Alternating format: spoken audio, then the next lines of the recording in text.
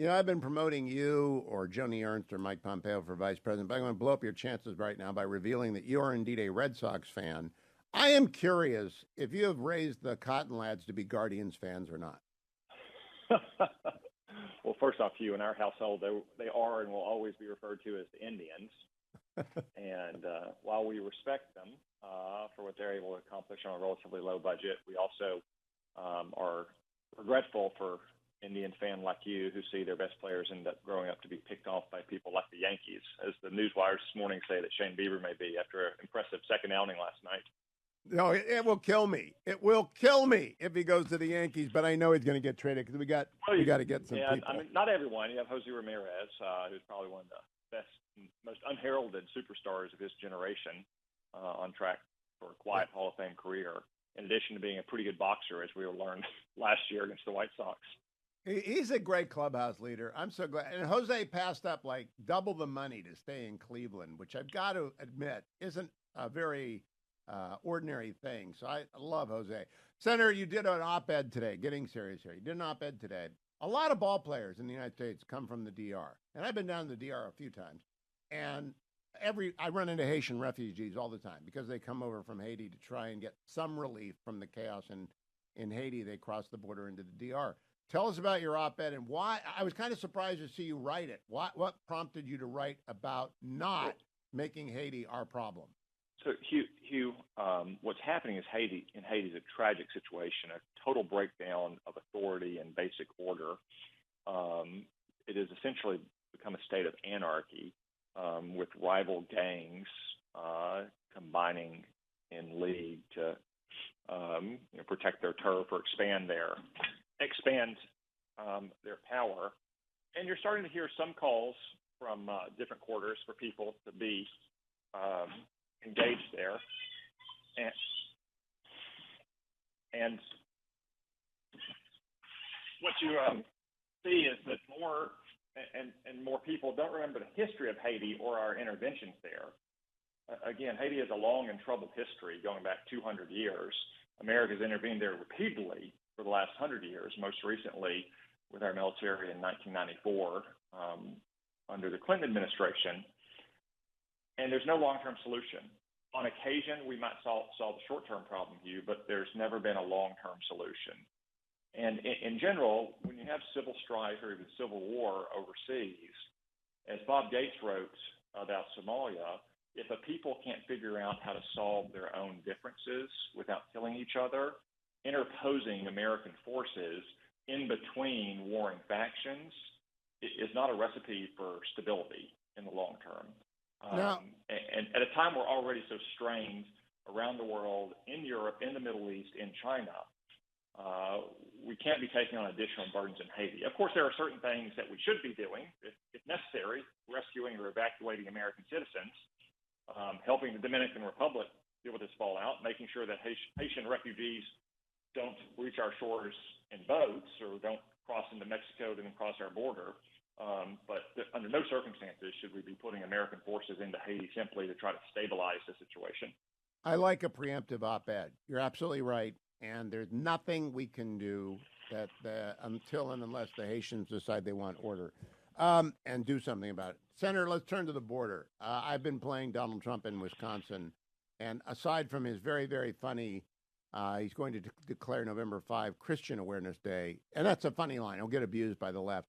He mostly talked about the border. You have a border bill. Would you tell people what your border bill would do? Yeah, our border bill would very simply restore some of the effective policies that President Trump pursued. It would stop asylum abuse and parole abuse. I think many Americans don't realize that oftentimes illegal migrants are not running away from the Border Patrol. They're running to the Border Patrol because they know they can utter a few magic words and that Joe Biden has declared, in many cases, categorically, that any large swaths of these migrants will be allowed to enter the country.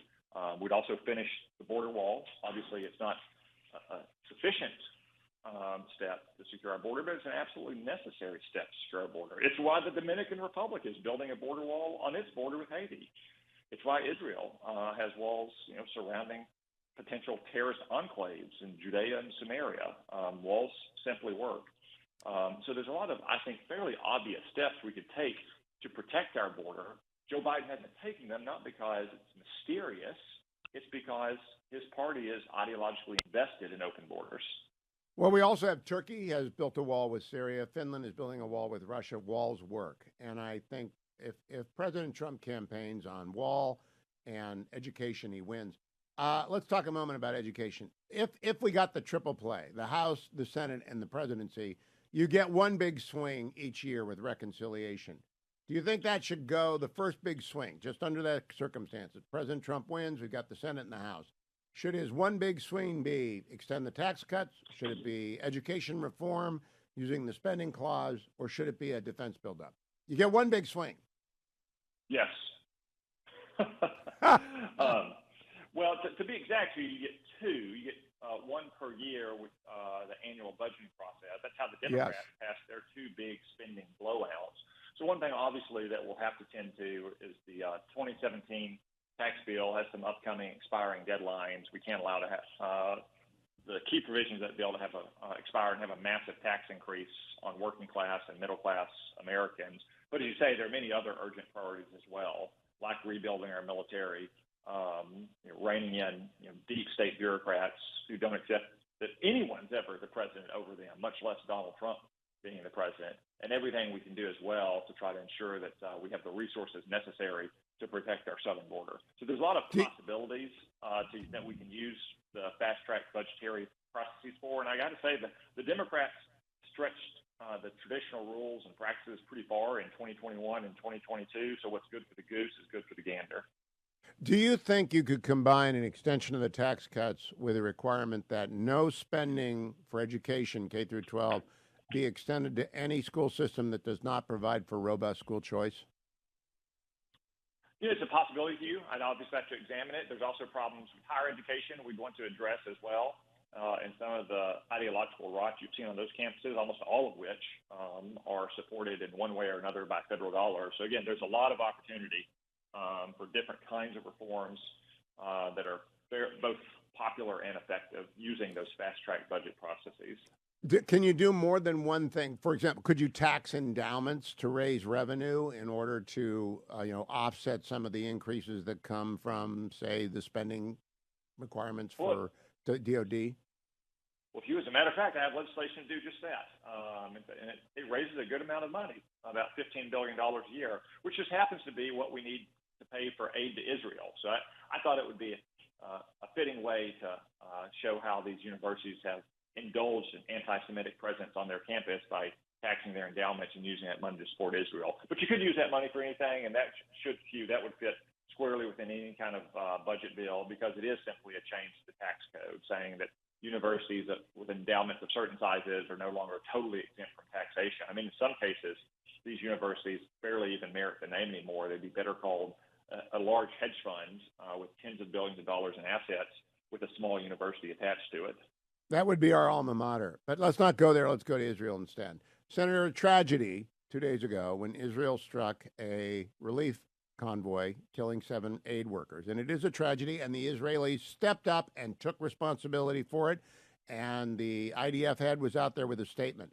In Afghanistan, during the evacuation that became a rout, last thing we did in Afghanistan was kill 10 innocent civilians. No one ever stood up the day after. Am I right about that? Not that I recall, Hugh, and I agree, of course, with you and with Prime Minister Netanyahu that the death of these aid workers is a tragedy. And I know that the Israeli Defense Forces are conducting a thorough after-action review to ascertain how it happened and whether there's any culpability for it among their forces and how they can prevent it from happening in the future. But unfortunately, in a time of war, these things can't happen. And we should recall that this war was started not by Israel, but by Hamas, by invading Israel, massacring more Jews than at any time since the Holocaust, gang raping women before shooting them dead, and burning babies alive. And I know that President Biden and all of his mouthpieces have been out there for the last 2 days expressing their outrage over this incident. Why don't they express outrage over what Hamas did to Israel that launched this war? Well, rather than, say, continuing to get on Israel's case about the absolutely necessary operation coming up in Rafah to destroy the last battalions of Hamas's terrorist fighters, why don't they demand that Hamas release the hostages and unconditionally surrender? If the administration and the president wanted to protect civilians in Gaza, the simplest and fastest way to do so is to demand that Hamas release all the hostages and unconditionally surrender. You know, the reason they won't do that, Senator, is that they are appeasement oriented. And my slogan for the campaign ahead is AABCDEII, Afghanistan and appeasement, the border, crime, DEI, and inflation. And it's a very easy way to remember what the election is about. Right now, Donald Trump is ahead in all but one of the swing states. Do you think that's going to get a bigger lead, or is it going to shrink as we get closer? Hugh, I think the American people have made up their mind on Joe Biden. And again, as I always say, it's partly that he is old and infirm, but it's mostly that he is a liberal ideologue. If Joe Biden was 20 years younger and sprightly and energetic, he would still be a failed president because the American people would still be paying too much for everything from gas to groceries to rent. Our border would still be a wide open disaster. We'd still see rising crime rates in our country. Uncle Sam would still have a kick me sign on his back around the world. And the American people have made up their minds, and they're ready to replace Joe Biden. And in a unique circumstance that we haven't seen in more than 120 years in this country, they don't have to guess or speculate about the kind of president Donald Trump would be. They know when Donald Trump was president, we didn't have inflation. We had a robust, strong, growing economy with more jobs. We had a border that was under control. We didn't have Russia invading Ukraine like we did under Barack Obama and now Joe Biden. Iran was cornered, and it was weak, and it was beginning to look for off-ramps. So they know what Donald Trump did as president and what he'll do again as president. That's why I think you see the lead in these polls, and why I think it'll be steady through November when you're going to have a big victory, not only for the White House, but also for the Senate and the House. Oh, you know, I actually have got my list of possible Senate pickups up to 7 now, which is more than I ever expected. Keep coming back, Senator. Good to talk to you.